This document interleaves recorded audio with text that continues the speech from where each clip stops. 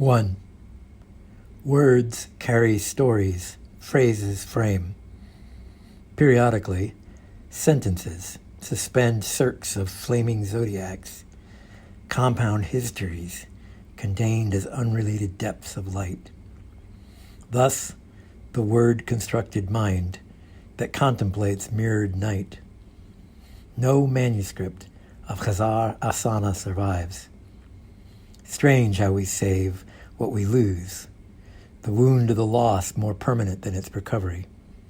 Something to fill with narrative, which abhors a vacuum. I say that the original set of stories was complete, or almost, except that the horrific frame of the tyrant who killed a wife a night, undone by the wise sisters who knew stories could detain death a while, did not end well. All was lost, other than the alarmingly weird rewrite asserting the sisters stayed with the murderously jealous maniac and his brother, bearing them sons, happily ever after, never telling another cliff-hanging night story again. Right. That and some lyrical fables and fooleries saved. All the really novel, philosophical, Manichaean bits deleted. A woman wouldn't relate such things to a man who couldn't relate to them. Left, the animal bits, morals attached, echoing Aesop and Vishnu Sharma. But cut, the winging shadows, the occult allegories of trees that thought themselves midwives of minds. Cut out the witchery, the rest became acceptable. Popular among the new literati, entertainments for the gentlemen of the Lord. The earliest fragments are already in Arabic translation, caught in the scraps of a lawyer practicing his handwriting. How fast the easy, familiar versions circled.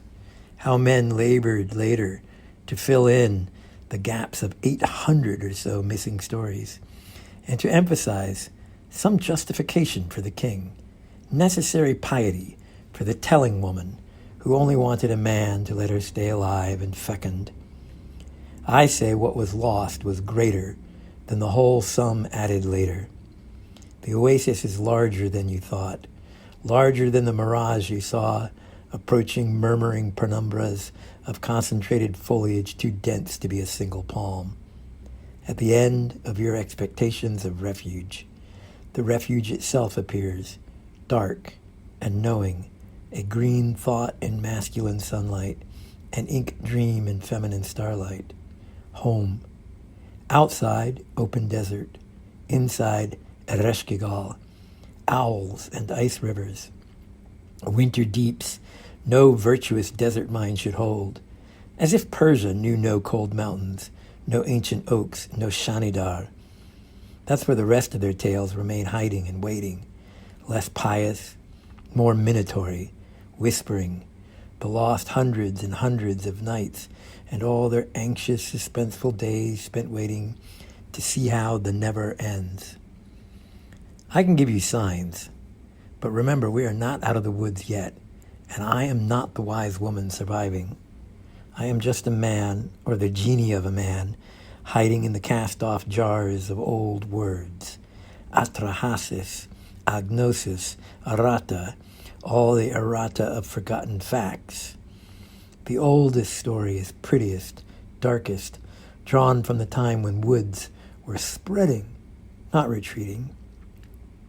Many young and aggressive as men. The stories begun the first nights did not pretend to moral or meaning, did not resolve conflicts, find lovers, circle back on themselves, account for anything being as they became, explain. Those were stories of one word told to her sister in the dark, pretending not to hear the listening ear of the paranoid king, thinking the suspense was terrible, beguiling. It hung like fruit in an orchard, fortified by fences and soldiers, attended to only by bees, the true retainers of the birth of fruit itself, the witless keepers of knowledge. Imagine that orchard, immense enough to feed an empire, folded itself into the trunk below combs of honey the bees bartered for love. The trunk, as one sapling, 1,000 arms around, small by the ambitions of the advancing front of the flowering forest. Climbing ivies, songbirds, mushrooms, yet unnamed moss-faced monsters, later to be slain by men, followed.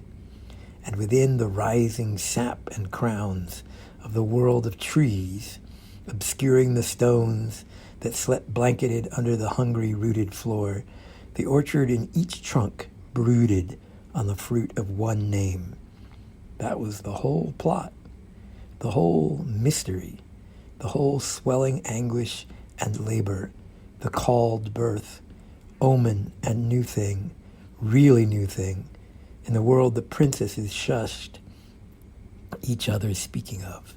The name the murderer leaned forward to hear, expecting something unknown, uncommon, aristocratic, grand, hermetic, complicated, language not of men, of angels, gods, jinn. But the princesses knew the simples of the already much reduced forest. Floor went by common, lowly, snail and slug terms, among them the end and beginning of the first plot, the sealed word that rhymed with seasons, nights, days, oases, fears, hopes, dreams of being that bind, the word all metaphor. And this was the story they started. Once or twice, before this world, the daylight stood in pillars, still, and everything was as it was, inside of always, always now. No matter what happened, nothing happened outside of the here, without here ever admitting everything that ever was what was gone, or could be gone, by being right now what was here. And although everything was becoming among the green leaves and the cedars, nothing outside was outside, or ever had been. There were no names, no gods, no spirits of distinction between the one thing in here and the other not already in here. It was is. Light shone as it could, darkness pooled as it should, and all was alive, still, including dying, including hunger and thirst and waste and play. Then came the thief named with the first great name, to say, from now on, the outside will say what the inside forest can say. Humbaba is dead, and the name of the world that makes inner worlds is a name you will always and never be able to fight. Bright, blinding, however you try it, binding tightly over and over on your tongue. Saying it means nothing. The name is... So ended the true princess's first night.